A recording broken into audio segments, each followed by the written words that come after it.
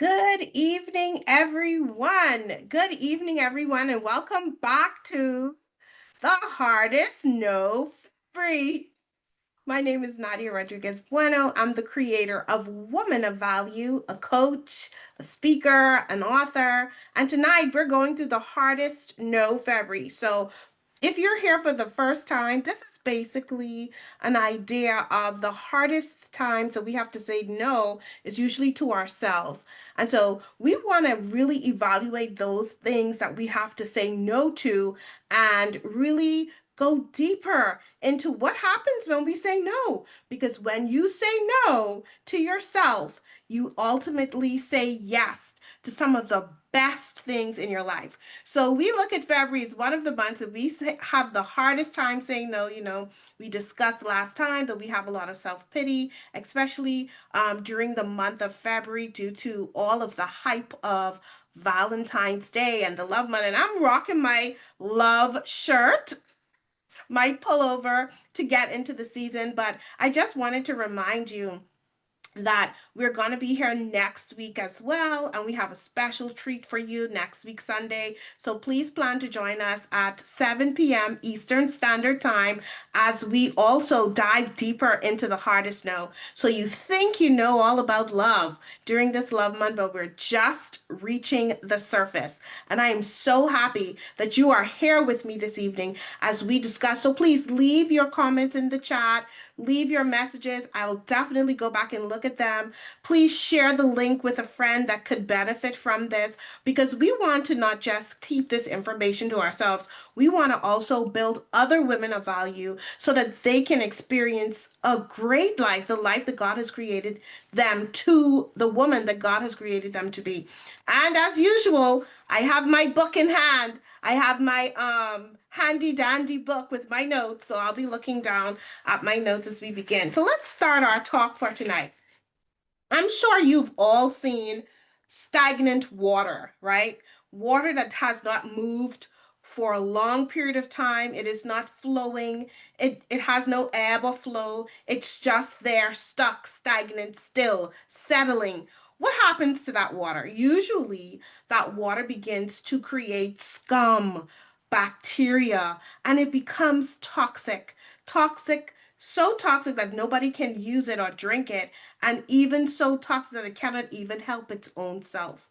And sadly, that's how we've become as women when we accept stagnancy or we choose to settle in our lives, whether it's in our relationship, in our professional lives, we choose to settle. We choose to remain stagnant, just like that water that has no way of serving others or even serving itself because it's become so toxic. And that is what we want to talk about. In which areas of our lives have we become stagnant? Which areas of our lives have we become so settled that it has become so poisonous to our purpose? It's become really so lifeless and useless that we are not even any good to anyone else, nor are we even good to ourselves. And that's a serious place to be. And so that's what we want to talk about today. We want to be water that flows and moves and has a purpose and is walking and living as the woman that we've been created to be. And so I researched, I got to get those facts for you. I researched the top reasons why women settle. Okay. And I went to Google, like typed it in, hey, Google, tell me the top reasons why women settle. And of course, I used some information from AI to gather this together to do some comparative analysis, making sure that everyone was saying the same thing and really getting into it, researching and asking the questions that I needed to know to bring it to you tonight to figure out why do we settle?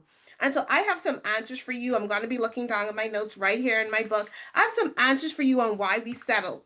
And I didn't even take them all. I just took the top 5 reasons. And if you think you know,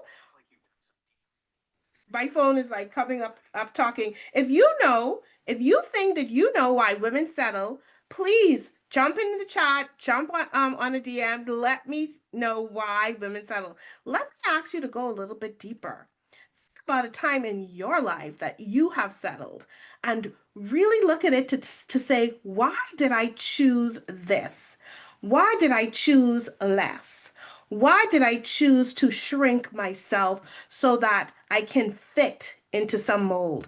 These are the powerful questions that we are going to use to audit our own lives and audit how we have been stagnant or settling in our lives. So let's get to these reasons. These are some juicy ones. Number one, top reasons why women settle. Number one, because of fear of being alone.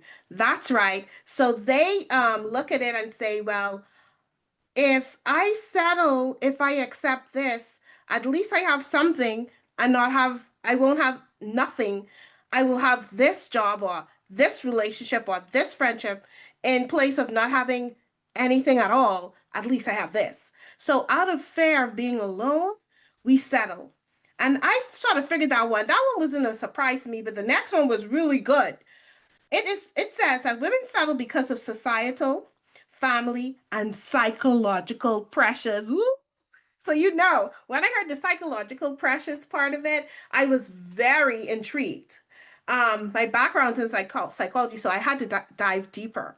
So, what that means is that, of course, we have societal pressures. We're looking around at what is happening for other people and wanting the same thing for ourselves. We see the happiness of other people in social media or in our lives, in our friend groups, and we want the same thing for ourselves. And then we have those family pressures. And I have a good story to tell you about that.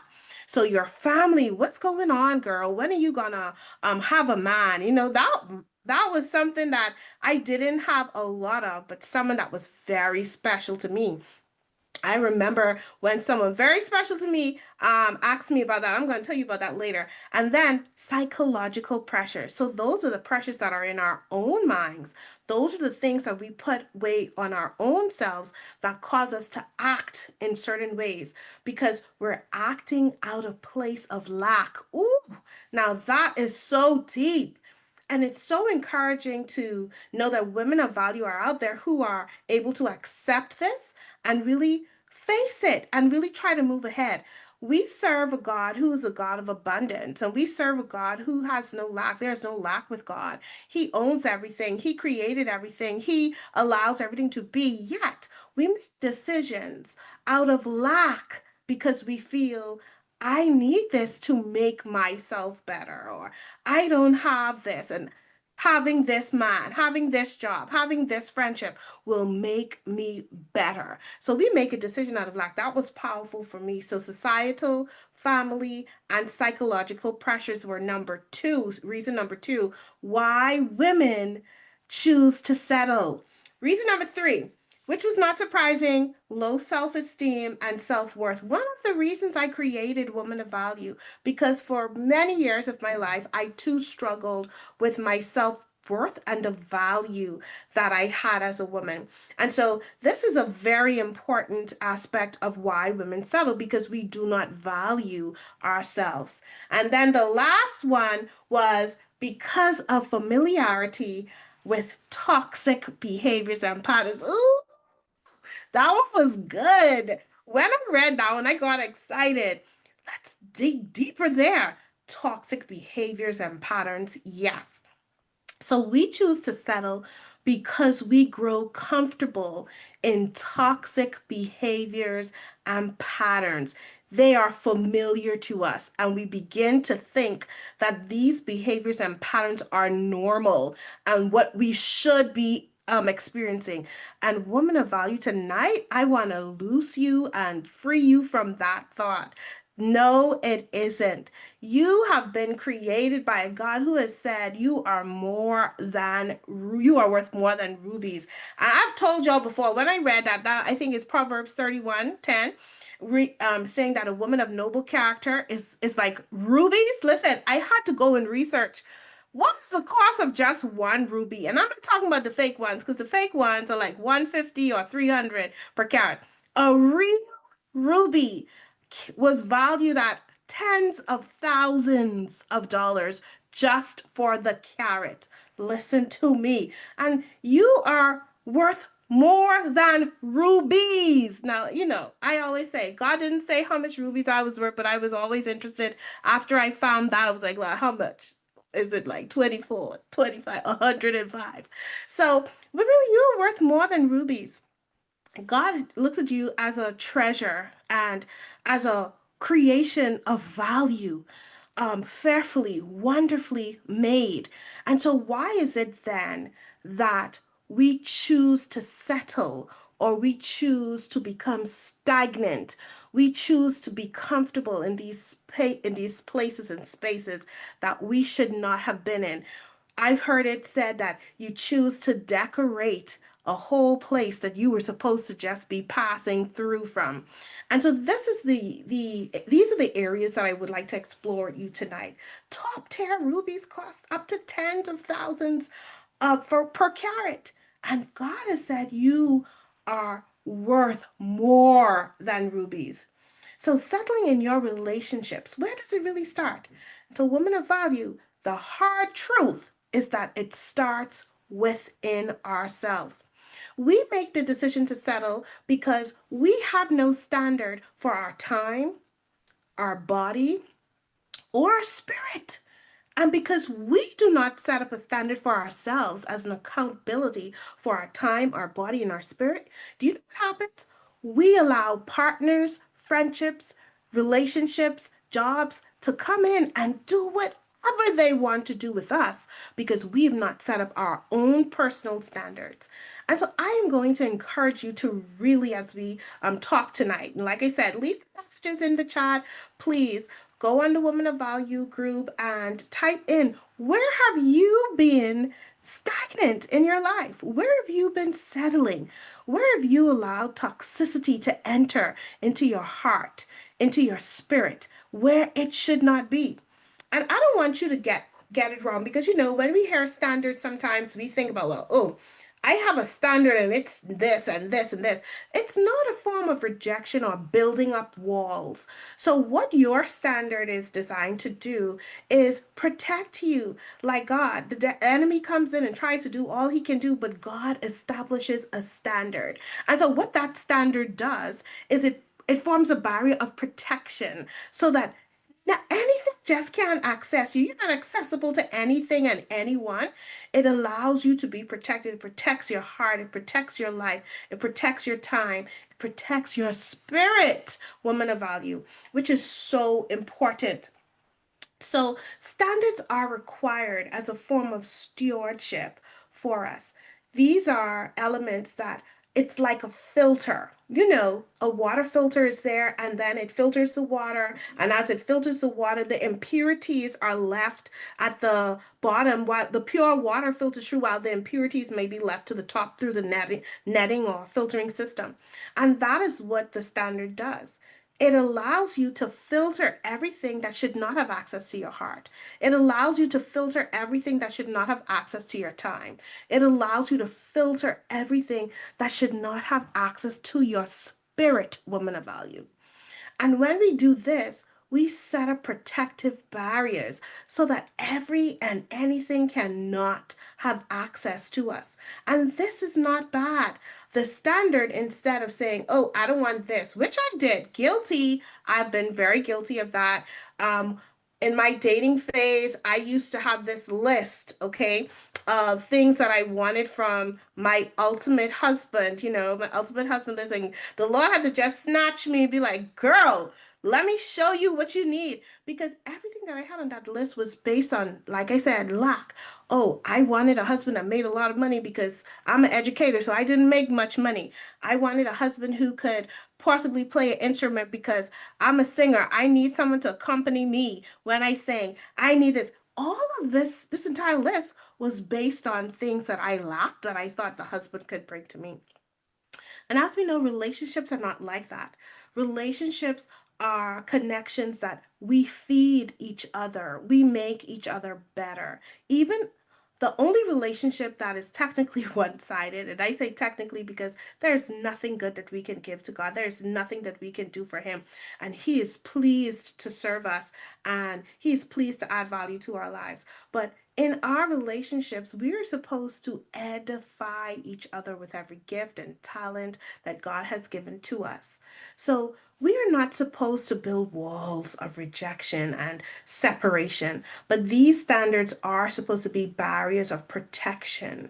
They are supposed to be filters, filtration systems that allows us to get all of the toxicity out and keep the pure, refined purpose, keep the pure, refined power, inner power, keep the become the woman that God has created you to become. And so you want to start by understanding that your standards or you settling begins with you. So, woman of value, ask yourself those hard questions. Where have you been settling? Have you been stagnant in your life where you should have been moving or should have been alive? Because that's what stagnancy does. It's a slow death. It just sucks and drains you. So, which aspects of your life have been drained because of this? These are the things that you want to really lean into as you audit yourself, as you go through your stagnancy stewardship audit. Audit yourself and really ask yourself these questions. Where have I allowed myself to accept less? Where have I allowed myself to be disrespected? Where have I allowed myself to be taken advantage of? These are the questions that you want to ask yourself. So, as we go on, we're reminded that our standards are supposed to develop our purpose. It's supposed to propel us into our purpose. It's not supposed to put up these walls of rejection or blockers so that people can't get in, but it is supposed to help us to be using the spirit of discernment and our wisdom to see what exactly is it that we're giving access to our secret and private, intimate spaces. So I have a story about standards that I'm going to share with you. Well, listen, there was a time, this is before I was married, still, looking around, seeing where I was going in relation to a relationship. And I had someone that was very close to me. She said to me after we were talking one day, Nadia, your standards are just too high. If you think you're going to find that man, you are mistaken. Well, woof. I was like, whoa, hussy. So that was like really like, shocking to hear because I considered that this friend, she knew me well. She was like just as close as a sister to me. And to say, oh, your standards are too high. And I did not think so. And we were really discussing that evening spiritual alignment. Me wanting someone who was aligned with where I was spiritually and wanted to go where I wanted to go. So it is also important for you to understand that when you go to establish your standards, you're not establishing these standards from a place of lack like I did in the beginning. You're establishing these standards as a tool of alignment with what God has required of you or who God has created you to be. And that's what we've been talking about a lot in these sessions, being the woman that God has created you to be. In order to do that, you must align yourself with the standards that He has for you. You must align yourself with His will. So there's a scripture in the Bible that I love that said, okay, God will give you the desires of your heart if you trusted Him and put it in His hand. So, yes, I used to say, anything I want, I can get from God because God promised He's going to give me the desires of my heart. But then as I developed spiritually, I understood it differently that those desires would come into alignment with the desires that He already has for me. Because His desires for me are always good. His desires for me are always for peace and expected end. His desires for me were always best for me. And so as I looked at that, I understood that no, Nadia, you're not going to get everything you want, but you are going to align your desires with what God wants for you. And this is where your standards come in. Because when you are aligning your standards with the woman that God has created you to become, you're going to filter out things that just do not belong there. You're going to automatically want to be more aware of your time more sacred with how you spend your time. You're going to want to be more sacred with how you use your money or the work that you do or the quality of devotion time you have with God. All of these things will be in alignment. So we use standards as an alignment tool so that we can become better, more reflecting the woman that God has created each and every one of us to be. So, your standards can't be too high if they are aligned with the Most High, you see. So that is the point that I wanted to get at, that your standards can't be too high if they have been aligned with the Most High. And that is most important. And another thing, ladies, there's no middle ground when it comes to standards, okay? So let's look at the analogy of water again. We talked about water that is settled, it is still, it's not moving. It's either moving or it's not. And if it's not moving, it's stagnant. And so that is what I want us to remember. There's no middle ground. Sometimes women are deceived into thinking that, okay, if I give in a little, it's no middle ground. You're either walking toward your purpose, you're walking toward the woman that you've been created to be, or you're not. You're either moving, you're flowing, you're ebbing, you're growing, or you're not. Or you're just stagnant. You're just settling. And that's it. There is no middle ground between these two concepts. So don't be deceived into thinking, I'm not giving up all of this. I'm not giving up all of my body. I'm not giving up all of my time. I'm not giving up all of my inner peace. No, even if you give up a little of it, you already are not in alignment with your standards. And so that is an important point. I want you to write it down if you have to. There's no middle ground with standards. You're either stagnant or you have established your standard. So I talked to you about societal and family pressures, and I said I will tell you the story. Well, let me share this story with you. Um, it was a few years, I think, I can't remember which year it was, but I was not married yet. I think it was maybe 2 or 3 years before I met my husband. And oh my goodness, I went to spend some time with my grandmother. I love my grandmother. My grandmother and I have a very close relationship. And so what she says to me matters. And one day we were talking, and she said to me, "Oh, Nadia, I've given up on you. You are not gonna find a man because you just not doing anything to find a man." What? Listen to me. Y'all know my heart was all broken when my Grammy said this. And so I don't know where it came from, but out of me flowed. And I said to her, "Well, Grammy, you gave up on me, but maybe God didn't give up on me yet. So once he hasn't given up on me, maybe I still have a chance." I don't know where it came from. And when I said that, like tears filled her eye, and I understood that what she was saying was coming from a place of love, right? She said, "I just don't want you to walk through life alone." My grandmother isn't married, so she's walked through this life alone, and she's currently in her 80s at this time. And she didn't want me to experience walking through life alone. And I understood where she came from. But I said that to say that even someone that loves you so much cannot understand the pressure that they put on you with some of the things that they say, especially when you have your own psychological pressures already. Nobody needed to tell me that I was not married yet. I knew that. Nobody needed to tell me that my sisters had boyfriends before I did. I knew that. I felt that. I saw that. I lived that. I didn't need anyone to point that out to me. So it added pressures onto me that I didn't need, but they weren't coming from a place of malice or hurt, but still it was hurtful. And so you have to sometimes trust the standard. And like I said, I don't know where my response to my grandmother came from, but I really believe that. I believe, well, Grammy, I'm sorry you've given up on me, but God hasn't. And I have a chance once God has not given up on me. And to see her cry and accept what I said was also a healing for both of us because she realized that maybe I did, although I didn't vocalize these things. I thought about that too. I thought about living life alone. I always thought I would be the rich auntie, who would take care of all of the nieces and nephews because I had resigned that I probably will not be with someone. And this was heavy on me psychologically. It made me feel like I didn't have the value that other persons had.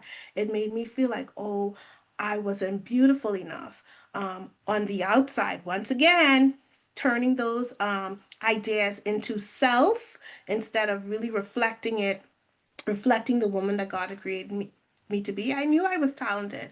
I knew I had a very good noble mind and character. Yet I still was stuck, stagnant in this spot of I'm not good enough to be in a relationship.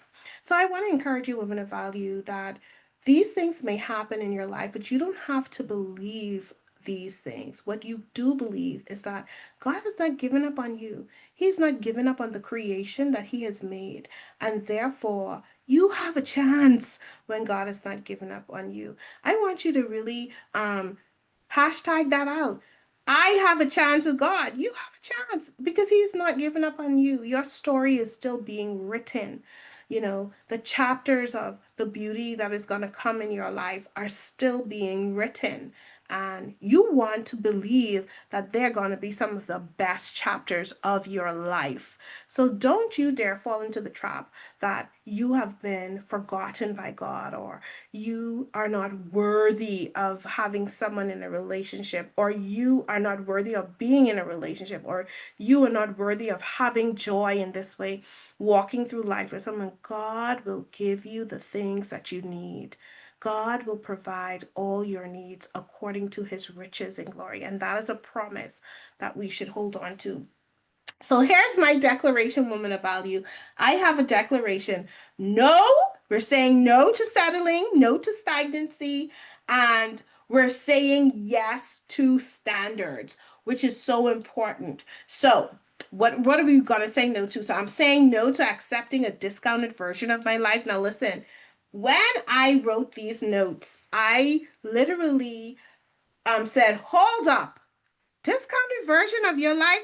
I like a good discount. I don't know about you, but I like a good sale. But every aspect of my life does not. I do not require every aspect of my life to be a cheaper version or a discounted version. I want the full price version for some things in my life. And so this is what God has been calling us to do as well. Why are we choosing to accept the discounted version of every aspect of our lives? Why are we choosing to shop on clearance every single time?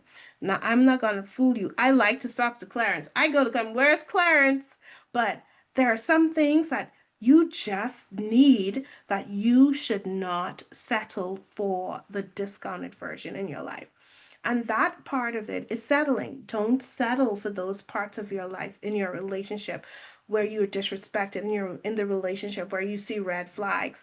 Don't settle in the relationship where you are not happy and fulfilled, where there's no growth, where there's no life. Don't settle.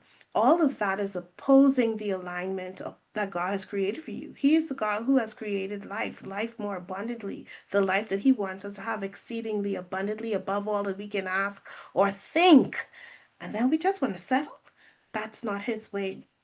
He always wants to give us the best. So we're saying no to accepting a discounted version of ourselves in love, in our purpose, in our peace.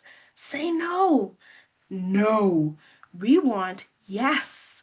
We want to say yes to the full price version of love, the experiences of peace, inner peace, and the experiences of walking in our purpose, living in our purpose. So we want to refuse to let fear be the driving factor. Remember, one of those top reasons why women settle because of fear, the fear of being alone. We want to say no to letting fear be the driving factor in our life that causes us to make choices, that causes us to be stagnant. We want to say no. We want to say no to the fear of not being good enough. My dears, you are all good. You are good enough. And we accept good enough because we don't want to accept all that we deserve. We don't want to exercise the weight to get all that we deserve, or we don't want to pull back from that relationship that we're in that we shouldn't be in to get all that we deserve. I was speaking to a lady, counseling with her and coaching with her, and she was talking to me about some of the challenges that she was having in her relationship, and they were really interesting challenges. And I said to her, so many times, I remembered this picture that I would use in presentations where these ropes would be tied along the hands, and the ropes are causing lacerations and in some places deep wounds, but the person refused to let go of these ropes. And the words that accompanied the slide said, letting go is healing. Oh my goodness, that really touched the inner parts of me. That you have to let go in order to experience this healing. You can't just keep on holding on to the things that are not serving you. And I've said that before, and I want that to seep into you. You can't just keep holding on to the toxicity in a relationship. You can't just keep holding on to the things that cause you to shrink so that others can feel more comfortable, or so that you can fit into the mold that they require. You dress a certain way, you speak a certain way, you do your hair a certain way because it is what makes someone, it makes you more palatable to someone. You cannot do that. You cannot keep holding on to these things that are toxic in your lives. You need to let them go by just opening your hands and letting go. It's the first step to healing. So there's this song that you sing when you're a little child. And if you have a penny and you hold it tight, you won't get any. But let it go. You'll have so many that they roll all over the floor. So and it was actually talking about love, right? So love is just like that. If you hold it on so tight to it and don't let go, you won't have a lot. But once you let it go, you open yourself up to receive more. You'll have so many, it rolls all over the floor. So that's the first declaration. We're saying a hard no. No to pity. We talked about that already. No now to stagnancy and settling. We're saying no to stagnancy and settling, and we're saying yes to establishing standards that actually serve us well and actually propel us to becoming the woman that we've been created to be. So, when we say yes to these standards, Nadia, what does that look like? Talk to me about that. Fine, let's go. So you know when you go bowling, right? And the little kids have these guardrails on the side. So it keeps the ball from going into the gutter. Perfect. Same thing with our lives. Our standards are like those guardrails that keeps us from going into the gutter over and over and over every time we're rolling through life.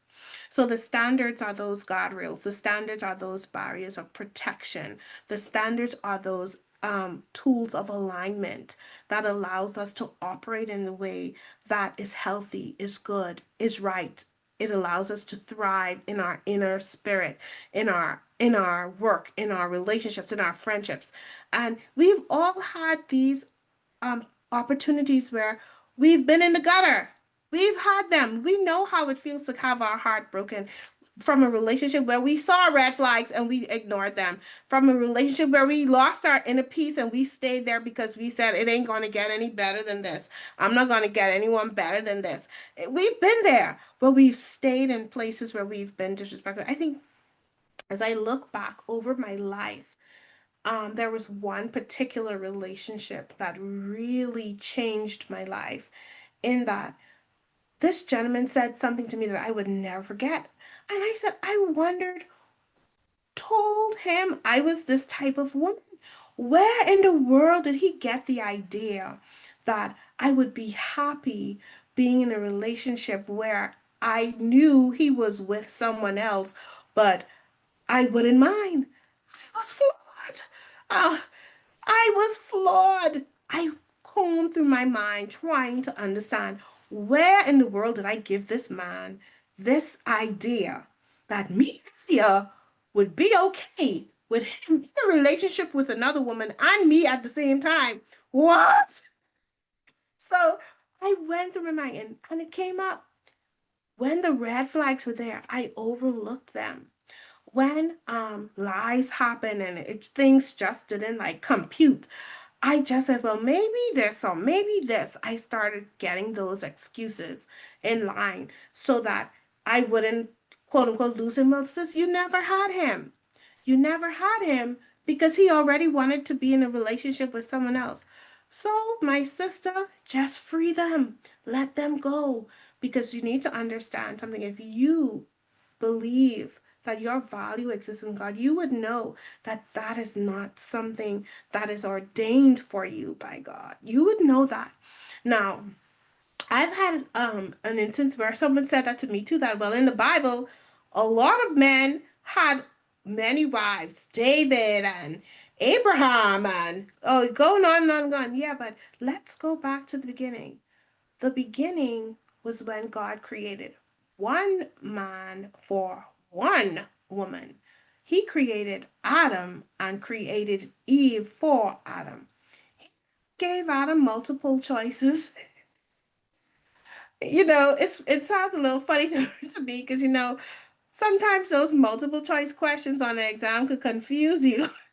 And that's just what happens when we want to be in these multiple situationships and relationships and friendships and that are not good for us.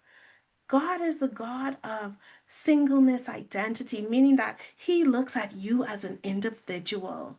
He values you as an individual that He's created.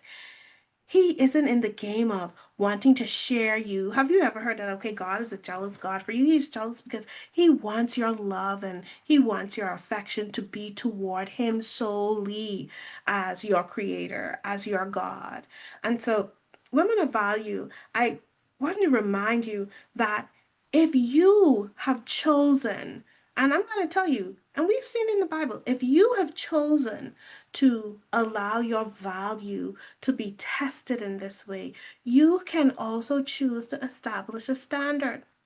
You don't think Abraham had a choice when Sarai came to him and said, okay, well, since I can't give you a baby, maybe the Lord wants me to let you sleep with my handmaid. I always look at this, I'm like, the man of God, he got saved. Said, no, honey, that's not God's way. God put us together. We're going to stick this through. Not a man of God say, okay, if you want me to do that. Yes, out of selfish desire. So these things happen out of selfish desires. And we don't have to live in that sphere. We can live in standards where we elevate our thoughts, our minds, our actions, where we elevate our speech. We talked about that when we talked about pity and preparedness. We elevate our action, thoughts, and speech, and we put those on repeat so that we can continue marching towards the woman that God has created us to be. So your standards become a blueprint for your love. It becomes a blueprint for your spirit. It becomes a blueprint for your peace, and it guards your heart, just like those rail guards in the bowling. It guards your heart. It becomes a blueprint for you to choose, make choices that honors God. And woman value, let me not say you're not going to get this perfect right away. But the more you put this into practice, the more you will learn, understand, and become successful at it. So the more you do this, the more you will become successful at it. You will become stronger at aligning your standards with the standards of God. So, as we look at these standards, the first thing we have to do, and this is where the healing happens. Don't be distracted here. This is where the healing happens. We need to ask ourselves some very deep, insightful questions. One of the questions is, where have you experienced draining in your spirit? Or where have you been required to shrink to fit in? Where have you made decisions or allowed things that dishonors your God-given value? I'll let you think about that. That's a question that you need to evaluate in your life. Where have I been drained? Which relationships have been draining me, really like sucking the life out of me, sucking the life out of my spirit? Where has my spirit been devalued? Where is my honor and value? Where have I been feeling? Which areas and spaces in my life have I been feeling of less value than what God has created me to be? And then we need to go and ask ourselves, is this what I am able to do? Is this relationship able to continue this way? Am I able to continue this way? Am I able to see a change in this relationship if it continues down this road? What am I going to do? I'm going to let that part sink in. Where have I stayed longer than I should have? Is it a job? Is it a friendship? Where have I invested my time where I have been seeing no returns on my investments? What have I been doing that has not purposefully pushed me toward the woman that God has created me to be?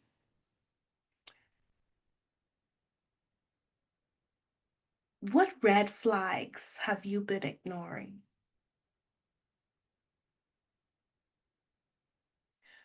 Where have you been negotiating your peace or your worth?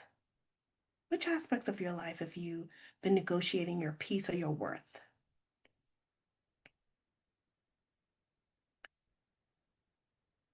Which areas of your life have you made yourself less valuable, or you have made yourself available for less? That's hot. You've made yourself available, but in return got less. If we look back at the woman in Proverbs 31, the virtuous woman, right? She was a woman who could negotiate in the market. She was a woman who could go out and make an investment, buy a piece of land. She was a woman who could care for her home. She was a woman that was talented. This woman walked in purpose and she understood her value.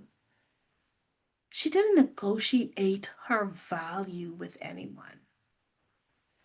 She didn't think she was not able to make an investment because someone was better than she was.